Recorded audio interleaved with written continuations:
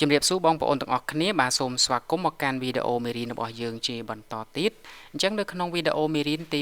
26នេះយើងនឹងបន្តសិក្សាជាមួយគ្នាជាបន្តទៀតតាក់ទងជាមួយនឹង data validation ដូចជាបងប្អូនដឹងស្រាប់ហើយនៅក្នុង data validation គឺយើងមាន3ចំណុចដែលខ្ញុំចង់បង្ហាញបងប្អូន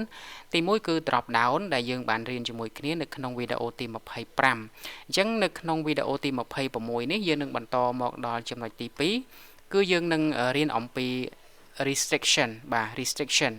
វិញម្ដងថាតើ restriction ហ្នឹងវាមានគុណសម្បត្តិអ្វីខ្លះហើយមានគុណប្រយោជន៍អ្វីខ្លះអញ្ចឹងខ្ញុំនឹងលើកយកនៅចំណុច2ទី1គឺយើងតាក់ទងជាមួយនឹង date only ហើយទី2យើងនឹងរៀនអំពីរបៀប copy validation បាទអញ្ចឹងឥឡូវនេះយើងចូលទៅចំណុចទី1តែម្ដងគឺតាក់ទងជាមួយនឹង date only អញ្ចឹង date only ហ្នឹងមានន័យថាម៉េច date only ហ្នឹងគឺមានន័យថាយើងកំណត់ទៅលើ cell ណាមួយឬក៏កំណត់ទៅលើ rank ណាមួយឲ្យបញ្ចូលបានតែកាលបរិច្ឆេទប៉ុណ្ណោះខុសពីកាលបរិច្ឆេទគឺយើងអត់អាចបញ្ចូលបានទេគឺតម្រូវឲ្យបញ្ចូលទិន្នន័យប្រភេទជាកាលបរិច្ឆេទណាជា date អូខេអញ្ចឹងបងប្អូនក៏លេខមកមើលក្នុងតារាងរបស់យើងនេះវិញអញ្ចឹងនៅក្នុងតារាងរបស់យើងនេះយើងឃើញថាតាក់ទងជាមួយនឹងតារាងសិស្សរបស់យើងដដែលហ្នឹងប៉ុន្តែនៅកន្លែងនេះគឺបងប្អូនឃើញមានប្រឡោះ column មួយគឺតាក់ទងជាមួយនឹងថ្ងៃខែឆ្នាំកំណើតរបស់សិស្សយើងអញ្ចឹងថ្ងៃខែឆ្នាំកំណើតរបស់សិស្សយើងគឺអត់ទាន់មានអីទេអញ្ចឹងបងប្អូនវាយបញ្ចូលអីក៏បានដែរណាបាទវាយបញ្ចូល text អីក៏បានដែរអញ្ចឹងអ្វីដែលជាបញ្ហានោះគឺយើងអត់ចង់ឲ្យវាយអីក៏បានអញ្ចឹងទេគឺយើងកំណត់ឲ្យវាយទាល់តែជាប្រភេទការបដិឆេទទើបទទួលយក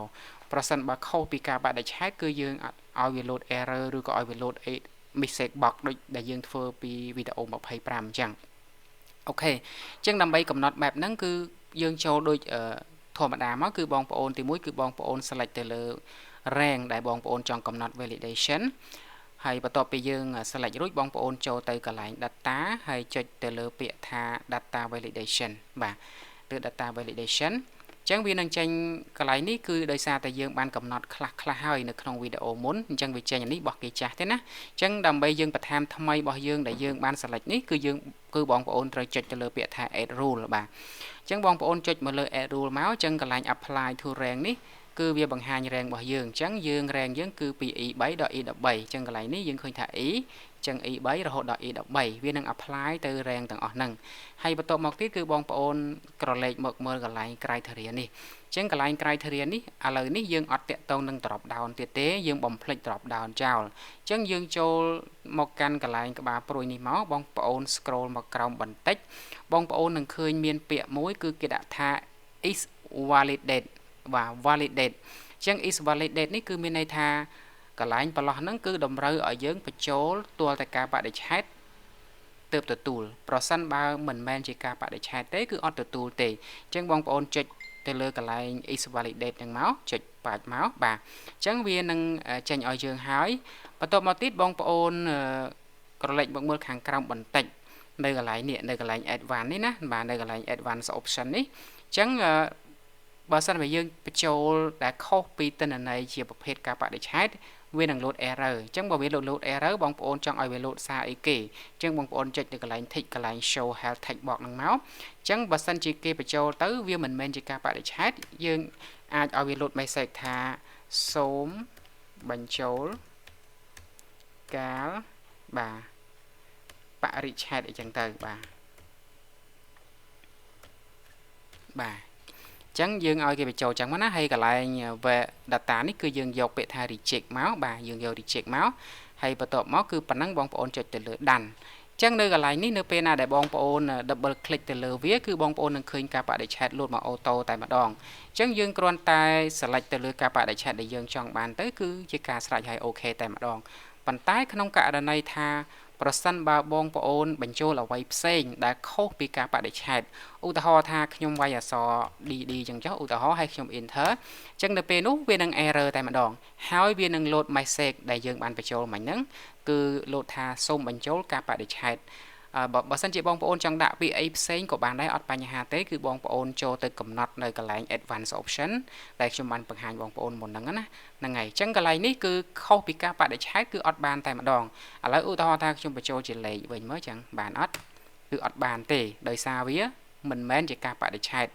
អញ្ចឹងឧទាហរណ៍ថាឥឡូវយើងបញ្ចូលជាការបដិឆេទវិញអញ្ចឹងថ្ងៃទី20ខែ5អញ្ចឹងយើងវាយតែម្ដងទៅខែ5ថ្ងៃ20ឆ្នាំ2025អញ្ចឹងទម្រង់នេះគឺជាទម្រង់ការបដិឆេទហើយអញ្ចឹងយើង enter មកថាវាទទួលបានអត់គឺវាទទួលបានវាអត់ error ទេដោយសារអីវាជាប្រភេទការបដិឆេទបាទអញ្ចឹងប្រឡោះនេះគឺគេហៅថា restriction មានន័យថាបើយើងកំណត់ឲ្យវាចេញអីគឺវាទទួលបានតាប៉ុណ្ណឹងទេតែយើងបញ្ចូលខុសលក្ខខណ្ឌគឺវា error តែម្ដងបាទនឹងហើយគឺជារបៀបនៃការកំណត់គេហៅថា restriction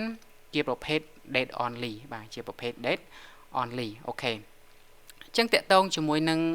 data validation copy data validation អញ្ចឹង copy data validation គឺមានន័យថាម៉េចទៅ copy data validation គឺមានន័យថាយើង copy drop down ឬក៏យើង copy rule ដែលយើងបានកំណត់ហ្នឹងទៅកាន់ cell ផ្សេងណាបាទអូខេឥ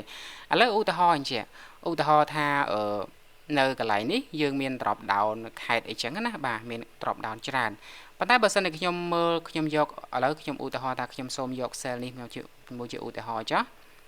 ចឹង cell នេះអត់ទាន់មានអីទេត្រូវអត់បាទអត់ទាន់មានអីទេចឹងខ្ញុំសូមដាក់ពណ៌ថាកន្លែងចេះចុះចឹងកន្លែង cell នេះវាអត់ទាន់មានអីទេបើសិនតែខ្ញុំ double click វាអត់ទាន់មានធ្លាក់អីមកទេបងប្អូនឃើញអត់ទាន់មានធ្លាក់អីមកទេអញ្ចឹងជាតម្រូវការរបស់ខ្ញុំឧទាហរណ៍ថាខ្ញុំចង់ copy drop down ដែលមានហើយស្រាប់នេះដើម្បី copy មកដាក់នៅកន្លែងនេះដែរនៅពេលណាដែលខ្ញុំ double click មកវាចេញ drop down កន្លែងហ្នឹងឲ្យខ្ញុំមើលដែរអញ្ចឹងណាអញ្ចឹងខ្ញុំអត់ចង់ធ្វើតែ save list ឡើងវិញទេខ្ញុំចង់ copy របស់គេស្រាប់ហ្នឹងមកដាក់នៅកន្លែងហ្នឹងដែរតែម្ដងអញ្ចឹងធ្វើដូចម៉េចគឺបងប្អូនគ្រាន់តែ select នៅលើ drop down របស់យើងមួយហ្នឹងមកយើង select វាមួយអញ្ចឹងមកហើយបន្ទាប់មកគឺបងប្អូន copy ទៅម៉ៅស្ដាំយកពាក្យថា copy ឬក៏ control C ក៏បានដែរអញ្ចឹងណាបាទហើយបន្ទាប់មកគឺបងប្អូនមក select នៅកន្លែងទីតាំងដែលបងប្អូនចង់ធ្វើការចម្លងនឹងឯងចឹងបន្ទាប់មកទៀតគឺបងប្អូនម៉ៅស្ដាំនៅកន្លែងទីតាំងហ្នឹងមកហើយបន្ទាប់មកគឺបងប្អូនយកពាក្យថា pass special ចឹងនៅកន្លែង pass special នេះគឺវាមានជំរើសច្រើនវាមាន option ច្រើនចឹងអ្វីដែលបងប្អូនត្រូវយកនោះគឺបងប្អូនត្រូវរើសយកពាក្យថា data validation only បាទយក data validation only មកបាទចុចមួយមកអូខេអញ្ចឹងវាបានជាការស្រេចហើយអញ្ចឹងឥឡូវនេះយើងចាប់ផ្ដើម double click មើលអញ្ចឹងនៅពេលណាដែលយើង double click មកវាចេញ drop down មកដូចគ្នាអញ្ចឹងសួរថា drop down នេះគឺបានមកពីណាគឺបានមកពីដោយសារតែយើង copy ពីទីតាំងនេះមកដាក់នៅទីតាំងនៅកន្លែងនេះអញ្ចឹងយើងបាន drop down ដូចគ្នាណាបាន drop down ដូចគ្នាអូខេបាទអញ្ចឹងនេះហើយគឺជារបៀបនៃការ copy data validation គឺយើងធ្វើបែបហ្នឹងឯងចុះឧទាហរណ៍ថាឥឡូវខ្ញុំមាន drop down នេះហើយឥឡូវខ្ញុំអត់ចង់បាន drop down ហ្នឹងទេខ្ញុំចង់បាន drop down ខ្ញុំចង់បានជា data validation ជាប្រភេទ date only វិញអញ្ចឹងខ្ញុំត្រូវធ្វើម៉េចយើងធ្វើដូចគ្នាមកយើង select លើកន្លែងហ្នឹងមួយមកមួយណាក៏បានដែរណាក្នុងចំណោមហ្នឹងអញ្ចឹងបងប្អូនចុចលើវាមកម៉ៅស្ដាំយកពាក្យថា copy ឬក៏ control C ក៏បានដែរហើយដាក់លើវាមកម៉ៅស្ដាំយកពាក្យថា pass special ឬយកពាក្យថា data validation only ហើយយើងចុចមកអញ្ចឹងនៅកន្លែងនេះនៅពេលណាដែលយើង double click គឺវាចេញជាប្រភេទការបដិឆេទវិញម្ដងហើយដោយសារតែ rule របស់វាគឺ rule date only វិញម្ដងដោយសារតែយើងទើបតែធ្វើការ copy អញ្ចឹងប្រសិនបើបងប្អូនវាយអីផ្សេងខុសពីការបដិឆេទយើង enter វានឹងចេញ error ដូចគ្នាដោយសារតែយើងបានចម្លងម៉ូដវាមកហើយអញ្ចឹងណាអូខេអញ្ចឹងចំណុចដែលខ្ញុំបង្ហាញបងប្អូនអស់ហើយគឺមានចំណុចទី1គឺ date only ចំណុចទី2គឺ copy data validation គឺបងប្អូនអាច copy គឺធ្វើបែបហ្នឹង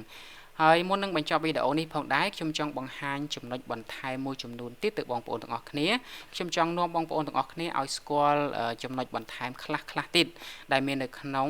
data validation ហ្នឹងអញ្ចឹងខ្ញុំសូមយក cell នេះមកធ្វើជាឧទាហរណ៍ទៅឥឡូវ cell នេះយើងអត់ទាន់មានអីទេអញ្ចឹងយើងអាចចូលទៅសិក្សាជាមួយគ្នាបងប្អូន select មកចូលកន្លែង data រើសយកពាក្យថា data validation អញ្ចឹងនៅយើងយក add rule មកចឹងនៅក្នុងកន្លែងនេះគឺបងប្អូននឹងឃើញមានច្រើនណាស់នៅក្នុងកន្លែង criteria នេះចឹងឥឡូវខ្ញុំសូមបង្ហាញទ្រុសដល់បងប្អូនសិនហើយបើសិនជាបងប្អូនចង់ដឹងលម្អិតបងប្អូនអាចសិក្សាបន្ថែមទៀតពីវាទៅឥឡូវខ្ញុំសូមបង្ហាញតែទ្រុសពីវាទេចឹងនៅក្នុង criteria នេះគេបានបែងចែកចេញជា section បាទបងប្អូនឃើញមានបន្ទាត់នេះបន្ទាត់ខណ្ឌនេះចឹងមួយ section នេះគឺតាក់ទងជាមួយនឹង text បាទគឺ rule តាក់ទងជាមួយនឹង textហើយមួយ section នេះគឺតាក់ទងជាមួយនឹង date បាទហើយមួយ section នេះគឺតាក់ទងជាមួយនឹង number ហើយមួយ section ខាងក្រោមនេះគឺតាក់ទងជាមួយនឹង checkbox ឬក៏តាក់ទងជាមួយនឹង custom formula ប៉ុន្តែតាក់ទងជាមួយនឹង custom formula ខ្ញុំនឹងបង្ហាញនៅក្នុងវីដេអូបន្ទាប់ខ្ញុំនឹងមិនបង្ហាញនៅក្នុងវីដេអូនេះទេឥឡូវយើងសាកតេស្តទៅលើ text ម្ដងមើលឥឡូវឧទាហរណ៍ថា text វាមាន text contains បាទ text contain មានន័យថាអត្ថបទឬក៏អក្សរដែលមានពាក្យអីគេឥឡូវឧទាហរណ៍ថាយើងយកពាក្យ text contain ហើយនៅកន្លែងនេះចឹងយើងចង់បានអក្សរហ្នឹងគឺមានពាក្យអីនៅក្នុងហ្នឹងឧទាហរណ៍ថាមានអក្សរ A ចុះឧទាហរណ៍មានអក្សរ A នៅក្នុងហ្នឹង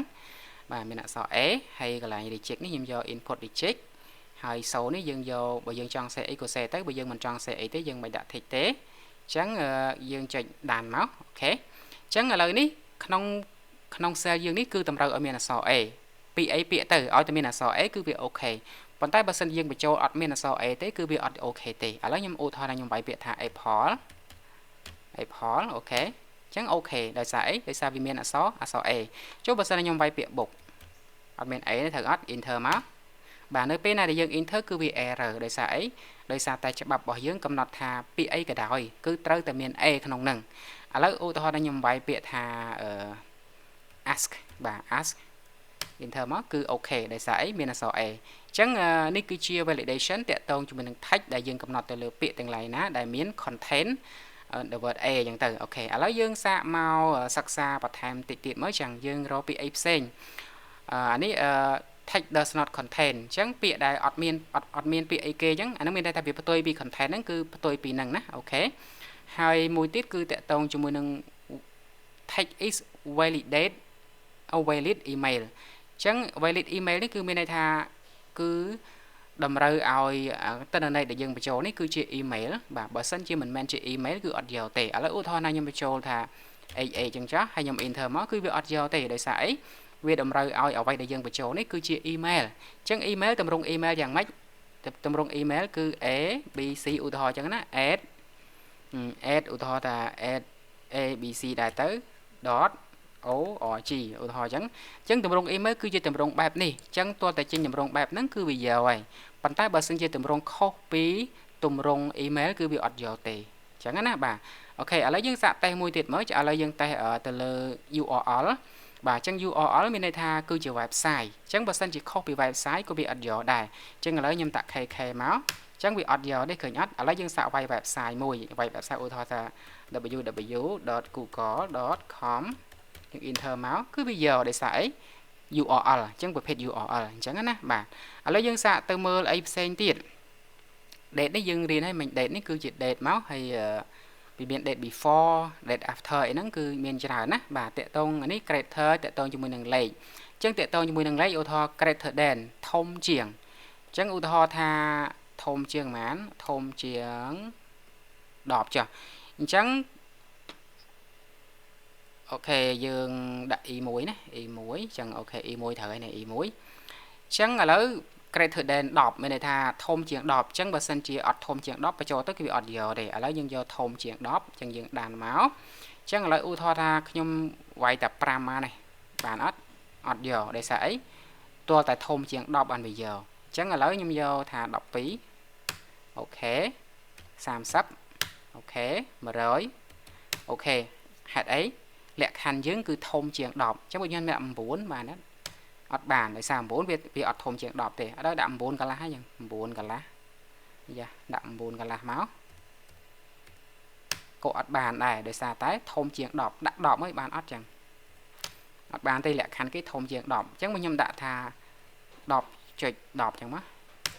បានណាដោយសារវាចូលលក្ខខណ្ឌអូខេអញ្ចឹងឥឡូវយើងសាកចូលទៅតេស្តអីមួយផ្សេងទៀតមកបាទយើងអាចមើលតេស្តលេងទៅequal to បាទ equal to មានន័យថាស្មើហ្នឹងគឺស្មើហ្មងអញ្ចឹងឧទាហរណ៍ថាស្មើ100អញ្ចឹងប្រសិនបើយើងបញ្ចូលខុសពី100គឺអត់អូខេទាំងអស់គឺអត់អូខេតែម្ដងឧទាហរណ៍ថាខ្ញុំបញ្ចូល99អត់បានទេបញ្ចូល1ក៏អត់បានដែរបាទតែបើសិនខ្ញុំបញ្ចូល100គឺអូខេដោយសារលក្ខខណ្ឌយើងឲ្យស្មើ100បាទអញ្ចឹងយើងប្រើបែបហ្នឹងណាតាក់ទងជាមួយនឹង validation ឬក៏ restriction កន្លែងហ្នឹងអូខេឥឡូវនេះ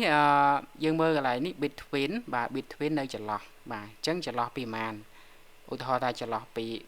10ទៅ20អញ្ចឹងចន្លោះពី10ទៅ20គឺអាចបញ្ចូលបានបើខុសពីចន្លោះហ្នឹងគឺអត់បានទេអញ្ចឹងចន្លោះពី10ទៅ20ចន្លោះពី10ទៅ20គឺអាចថាមាន11បាទ11អូខេ12អូខេ15អូខេ20ក៏អូខេដែរ ចន្លោះពី10ទៅ20ចុះលើសពី20បានអត់23អត់យកខុសលក្ខខណ្ឌចន្លោះពី10អញ្ចឹងមានន័យថាតូចជាង10លេខ9យកបានអត់បានខុសលក្ខខណ្ឌឃើញអត់អញ្ចឹងរបៀបនៃការកំណត់ restriction គឺយើងកំណត់បែបហ្នឹងបាទគឺយើងកំណត់បែបហ្នឹងហើយនៅពេលណាដែលបងប្អូននៅពេលណាវា load error បងប្អូនចង់ឲ្យវាបញ្ចេញពីអីគេបងប្អូនយកកន្លែង advanced option មកហើយកន្លែងនេះបងប្អូន tick កន្លែង show នឹងមកហើយបងប្អូនវាយទៅបងប្អូនចង់ឲ្យចេញពីអី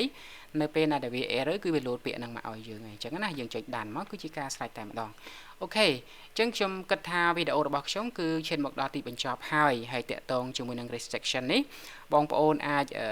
សិក្សាបន្ថែមបងប្អូនអាចធ្វើការតេស្តបន្ថែមទៀតដោយសារតែវាមានចំណុចច្រើនអញ្ចឹងបើសិនជាខ្ញុំបញ្យល់បងប្អូនលម្អិតទៅគឺវាត្រូវការប្រើពេលវែងអញ្ចឹងខ្ញុំបង្ហាញទ្រុសខ្ញុំសង្ឃឹមថាបងប្អូនយល់អំពីគោលគំនិតសំខាន់ហើយបងប្អូនអាចយកទៅសិក្សាបន្ថែមទៀតតាក់ទងជាមួយនឹង restriction នេះផងដែរអញ្ចឹងអរគុណបងប្អូនទាំងអស់គ្នាដែលបានតាមដានវីដេអូនេះតាំងពីដើមរហូតដល់ចប់ហើយយើងនឹងជួបគ្នាម្ដងទៀតនៅក្នុងវីដេអូក្រោយអរគុណច្រើនសូមជម្រាបលាហើយសូមព្រះយេស៊ូវគ្រីស្ទប្រទានពរ